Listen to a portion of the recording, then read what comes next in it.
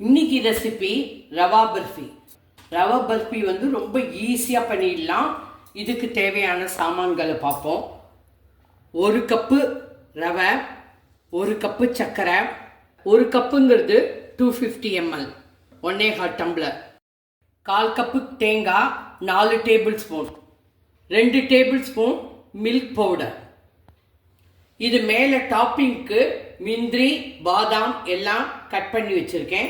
நெய் 1/2 cup, 8 table spoon, 1 cup ரவை, 1 cup சர்க்கரை, 1/4 கப்பு தேங்காய், 1/2 கப்பு நெய், ஏலக்காய் powder 1 teaspoon.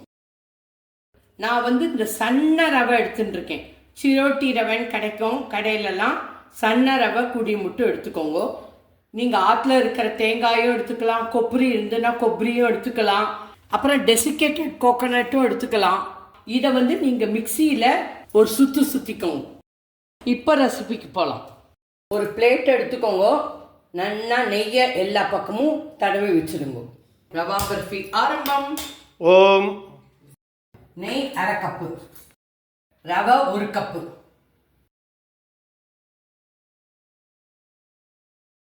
Three to 4 minutes வறுத்துக்கோங்க. நல்லா வாசனை வரும். லேசாக செவக்கட்டும். Case medium. மணலாக வரணும், அதான் பதம். 3 மினிட்ஸ் ஆயிடுச்சு. மணலாக வர ஆரம்பிச்சுடுத்து. இப்போ தேங்காயை போட்டுக்கிறேன். டெசிகேட்டட் கோகோனட் போட்டுக்கலாம், நம்ம ஃப்ரெஷ்ஷு தேங்காய் போட்டுக்கலாம், அப்படி இல்லை கொப்பரை இருந்ததுனாலும் சீவிட்டு போட்டுக்கலாம். மில்க் பவுடரையும் போட்டுக்கிறேன், 2 டேபிள் ஸ்பூன்.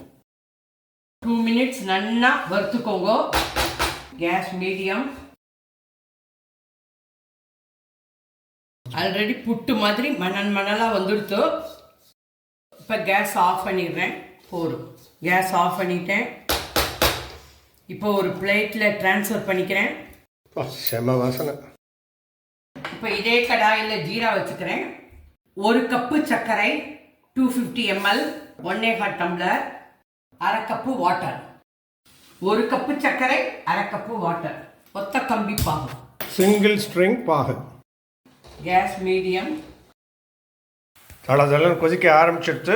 இப்போலேருந்து ஒரு 4 to 5 மினிட்ஸில் ஒத்த கம்பி பாகு வரும்.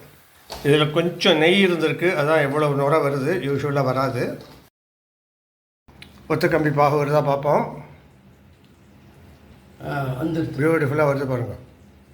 அது கம்பி வருது பாருங்கள். அதுதான் இதுதான் ஒத்த கம்பி பாகு. ரவை மிக்ஸை போட்டுக்கிறேன். நல்லா சுருண்டு வர வரைக்கும் கலருங்க. 2 to 3 மினிட்ஸ் ஆகும். ஏலக்காய் பொடியை போட்டுக்கிறேன், 1/2 டீஸ்பூன். கேஸை மீடியமில் தான் வச்சுருக்கேன். அப்படியே சுருண்டு வரும், அதான் கணக்கு. ஏனத்தில் அநேகமாக ஒட்டலை, இன்னும் கொஞ்சம் வெயிட் பண்ணுவோம். 1 டீஸ்பூன் நெய் விட்டுக்கிறேன்.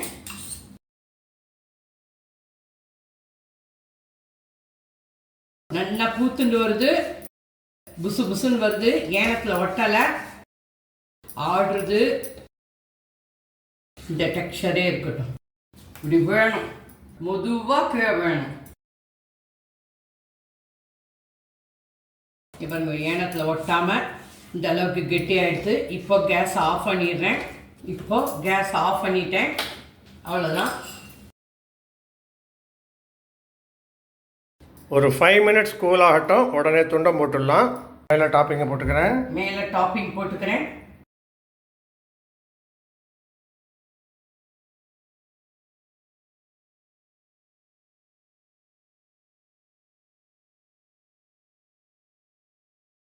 ஒரு 5 மினிட்ஸ் கூல் ஆகட்டும், துண்டம் போட்டுடலாம்.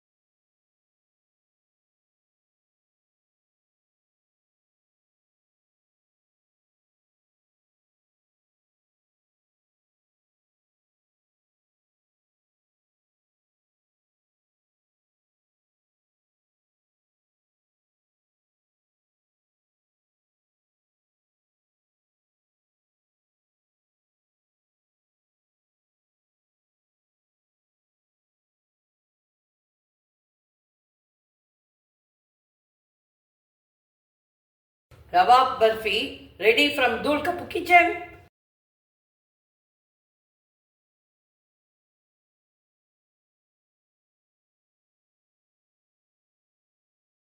நான் எடுத்துட்ட மெஷர்மெண்ட்டுக்கு 20லேருந்து 25 பீஸ் வரும்.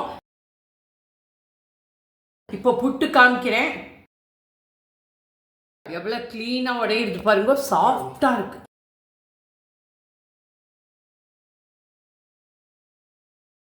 Rava barfi ready from DHOOLKAPPU kitchen.